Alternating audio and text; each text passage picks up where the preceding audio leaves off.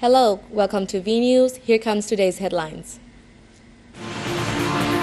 The USS George Washington aircraft carrier arrives in water near Vietnam. Vietnamese fishermen save a Filipino in distress at sea. Japan teams up with Mekong sub-regional country in energy security. Cuba sings praises to leader Fidel Castro's 85th birthday.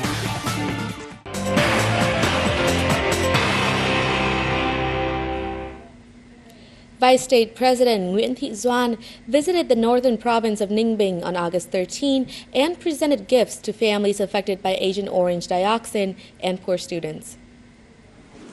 Vice President Doan handed over 12 million Vietnam dong to the family of Đinh Văn Quang in Ninh Nhật commune. 5 members of the family were all exposed to Agent Orange. She visited the home of Đinh Công Thiệu, who was wounded during the war and is suffering diseases caused by the Agent Orange dioxin. She confirmed that the party, state and people always take care of Agent Orange victims and called upon the community, social organization and donors to provide more support and assistance for the victims. While in Ninh Bình, Vice President Doan visited and presented gifts, each worth 2 million Vietnam dong to poor students with excellent records at school. The USS George Washington aircraft carrier on August 13 arrived in international waters bordering Vietnam's waters to the north during its visit to several Asia-Pacific countries. On the occasion, the U.S. Embassy in Vietnam invited representatives from a number of Vietnamese agencies to visit the vessel. Captain David Losman said that since June 4th, the carrier had conducted a lot of activities in waters of Japan, Canada, Australia, Indonesia and Thailand, contributing to promoting relations between the U.S. and the Asia-Pacific countries, especially in naval cooperation. USS George Washington aircraft carriers is equipped with modern facilities to serve humanitarian and healthcare activities. Hanoi will allocate over 3.3 billion Vietnamese dong for conducting a project to protect the city's environment between now and 2020 with a vision to 2030.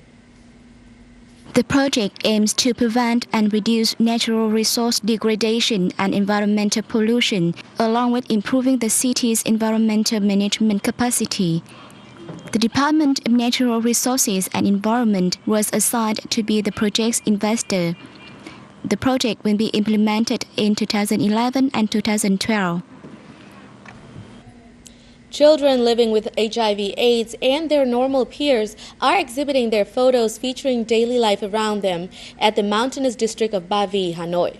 The exhibition is being held by the Save the Children organization.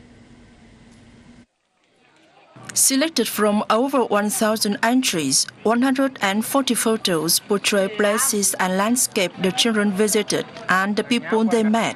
They learn how to take photos at courses in the northern province of Quang Ninh, the southern province of Cà Mau and Ho Chi Minh City. The purpose of the exhibition was to enable children to feel life better by using camera to express what they saw around them and learn from the experiences.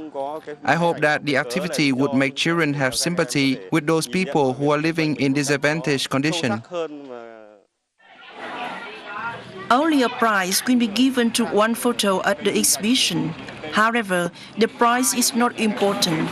Taking photos and expressing their feelings through photos is an award for the children, especially those who are living with the complex about HIV infection. The exhibition is expected to help children with HIV overcome psychological barriers and find it easier to integrate into the community.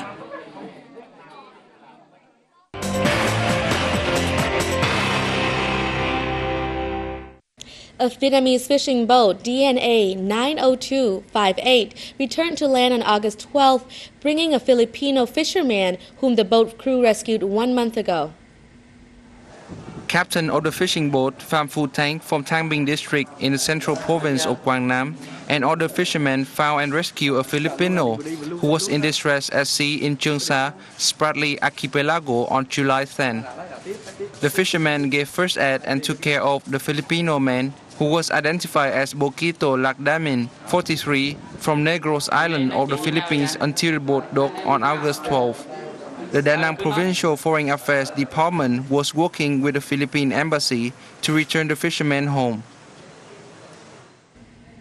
The Southern Steel Company in the southern province of Bà Rịa Vũng Tàu marketed its 2 millionth ton of steel ingot on August 13.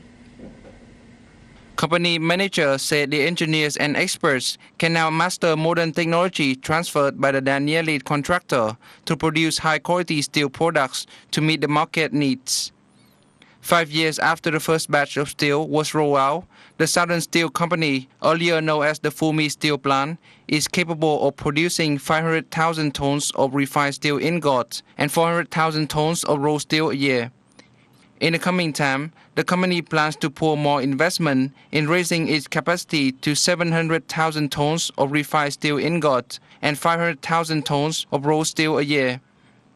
According to Vietnam Steel Association, demand for steel during 2011 was set to reach around 6.5 million tons.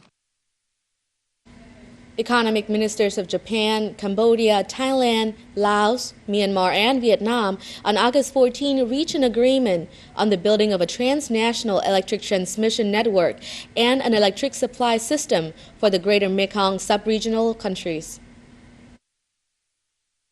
At the meeting of Economic Minister of the Greater Mekong sub-regional countries and Japan in Mindanao, Indonesia, the minister agreed that transnational cooperation in energy security needs to be stepped up to help deal with power shortage in some areas in Southeast Asia.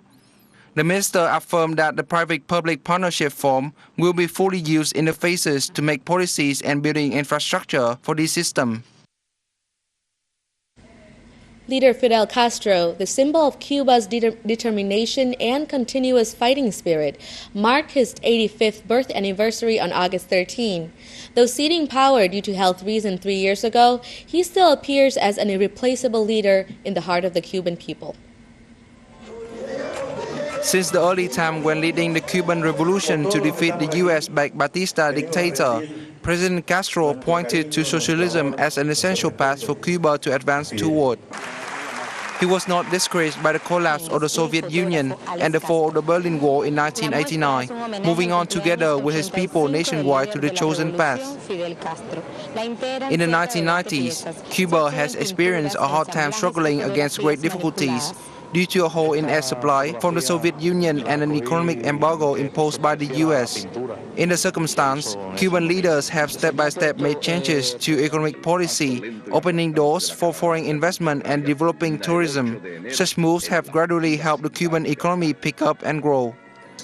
Cuba has been partying with a series of cultural galas, blood donations, book presentations, concerts, ballet performances, and art exhibitions to honor leader Fidel Castro, a revolutionary icon of the Cuban national liberation cause, as well as the world modern revolution history.